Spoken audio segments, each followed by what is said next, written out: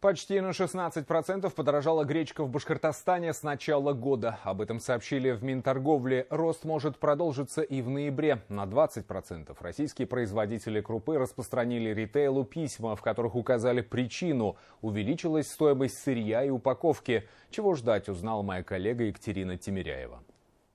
Пенсионерка Роза Зиганшина готова покупать алтайскую гречку за 102 рубля за килограмм. Но если крупа подорожает, полезную и вкусную кашу придется готовить реже. Для большой семьи блюдо может стать дорогим и недоступным. Дорожать, конечно, это самое не надо, потому что зарплаты у людей не повышаются, пенсии не повышаются, поэтому это сложно. И у кого большие семьи, много детей, это сложно. Гречка может стать дороже на 10-20% уже с ноября. Об этом предупредили российские производители гречки, овсянки и хлопьев, которые сослались на рост стоимости сырья и упаковки и разослали письма ритейлу. В Башкортостане розничные цены мониторят каждую неделю. Как сообщили в Минторговле республики, если выявляется необоснованное повышение, то информация отправляется в ФАС и прокуратуру. С начала года по нашим наблюдениям цена на данный продукт увеличилась где-то на 15,9%.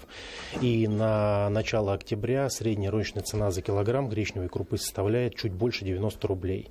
Причем отмечу, что данная цена, она ниже, чем общероссийская средняя цена и ниже, чем по Приволжскому федеральному округу. Ритейл Башкортостана ожидает снижения цен на крупу в течение месяца. Сейчас межсезонье. Прошлогодние запасы заканчиваются, а новый урожай еще в обработке. Новый урожай неплохой по прогнозам производителей, но этот урожай еще должен быть обработан, переработан, гречка должна быть подработана, обжарена и поступить на рынок. Естественный процесс, но хотелось бы наших потребителей обнадежить, что, предполагаем, в течение месяца ситуация может откатиться. Такое подорожание гречки уже было. По данным Росстата, в мае 2011 года 1 килограмм этой крупы стоил 112 рублей. Это произошло так, как возник дефицит, вызванный засухой. Цена упала вдвое, до 48 рублей только к 2019 году. Государство может вмешаться в процесс и сделает это, если в течение 60 дней подряд стоимость увеличилась на 10%. Гречка входит в перечень из 24 социально значимых продуктов. Екатерина Тимиряева, Азамат Мухамедшин. Новости Уфа.